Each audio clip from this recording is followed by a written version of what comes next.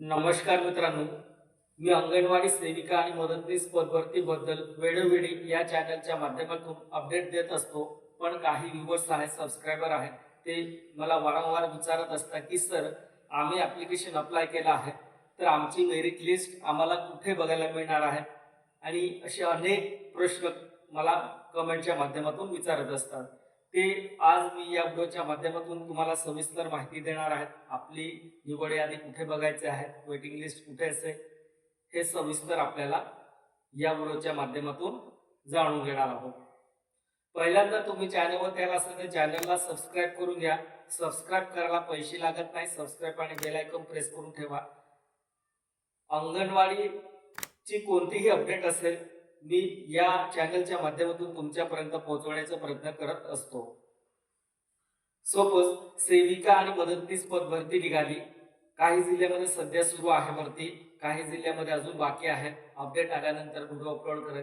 पण सेविका आणि मदतनीस पद भरती सुरू आहे आणि काही ठिकाणी मुदत सुद्धा संपली आहे. आपण ऍप्लिकेशन अप्लाय करून मुदत सुद्धा संपली आहे.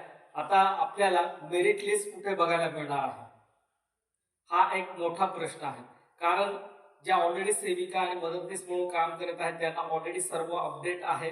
कुठे यादी लागते, कुठे काय होते, हे त्यांना, त्या कर्मचाऱ्यांना सर्व माहीत आहे. पण जे नवीन कॅन्डिडेट ऍप्लिकेशन अप्लाय करत आहेत त्यांच्यासाठी ही महत्वाची अपडेट आहे. आपली मेरिट लिस्ट आपल्याला महिला बाल विकास विभागच्या नोटीस बोर्डवरती आपल्याला मिळेल. जर त्या ठिकाणी नसेल तर आपल्या ग्रामपंचायत, बघा ही भरती ग्रामीण आणि शहरी हे दोन प्रकारचे असतात. आता ग्रामीण भरती झाली तर आपल्याला ग्रामपंचायत मध्ये जी निवड यादी असते ती निवड यादी ग्रामपंचायत त्या नोटीस बोर्डवरती लावली जाते आणि आपल्याला त्या नोटीस बोर्डवरून आपल्याला सर्व काही निवड यादी बघायला मिळते. जर त्या ग्रामपंचायतने नोटीस बोर्ड वरती लावलं नसेल तर आपल्याला काय करायचं, डायरेक्टली महिला बाल विकास विभाग कार्यालयामध्ये जायचं. त्या ठिकाणी नोटीस बोर्ड वरती बघायचंय. त्या ठिकाणी जरी आपल्याला मेरिट लिस्ट दिसली नाही, सिलेक्शन लिस्ट दिसली नाही, तर आपण डायरेक्टली त्या ठिकाणी CDPO ला विचारू शकता. पण एक महत्वाचा प्रश्न म्हणजे आपल्याला आपल्या ग्रामपंचायत अंतर्गत महसूल विभागामध्ये ही सर्व भरती असते, तर आपल्या ग्रामपंचायतलाच ही मेरिट लिस्ट पाठवली जाते. जर आपल्याला ग्रामपंचायत मध्ये ग्रामसेवक आहेत, त्या ग्रामसेवकाला जरी विचारलं तरी त्यांना सर्व अपडेट असते, ते आपल्याला उत्तर देतील. आता ज्या ग्रामपंचायत मध्ये 2 वॅकन्सी आहेत आणि ऍप्लिकेशन 15, 20, 30 असे गेले असेल, या ठिकाणी कन्फ्यूज असतात. जे कॅन्डिडेट असतात ते कन्फ्यूज असतात की 2च जागा आहेत, 2 जागेसाठी काय ऍप्लिकेशन अप्लाय करायचं, भरपूर झाले किंवा 2 ऑलरेडी त्या ठिकाणी यांचं सिलेक्शन होणारच आहे असं आपल्याला वाटत असेल तर त्या ठिकाणी का आपण ऍप्लिकेशन अप्लाय करायचं. तर ही चूक करू नका. आपल्याला जर अंगणवाडी आणि सेविका या पदासाठी, मदतनीस या पदासाठी आपल्याला काम करायचंय तर आपण 2 जागा असेल तरी ऍप्लिकेशन अप्लाय करून ठेवायचं आहे. त्याच्यात काय होतं मित्रांनो, जी वेटिंग लिस्ट लागली जाते, आपल्याला 2 सिलेक्शन झाला आहे आणि वेटिंग लिस्ट मध्ये 3 किंवा 4 त्या ठिकाणी कॅन्डिडेट सिलेक्ट केले जातात. तर ते वेटिंग लिस्ट मध्ये असतात. ते वेटिंग लिस्ट मध्ये त्याच वर्षामध्ये जर नवीन भरती निघाली तर आपल्याला त्या ठिकाणी नवीन ऍप्लिकेशन अप्लाय करायची गरज नसते.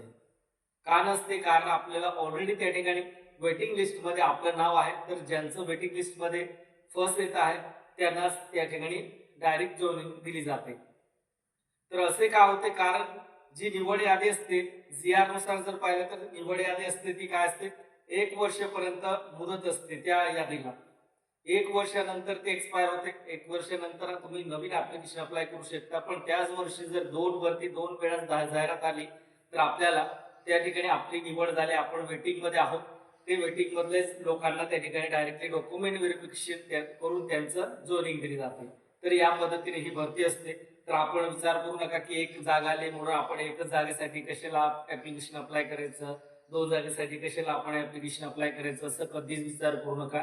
आपलं अर्ज सबमिट करून ठेवा. जर नशिबात तुमचं जर वेटिंग लिस्ट मध्ये नाव आलं तर नक्कीच तुमचं त्या ठिकाणी फायदा होणार आहे.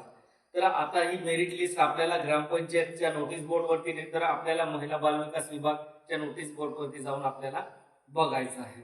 या पद्धतीने आपल्याला मिळत असते, किंवा आपल्याला प्रत्येक जिल्ह्याची वेळ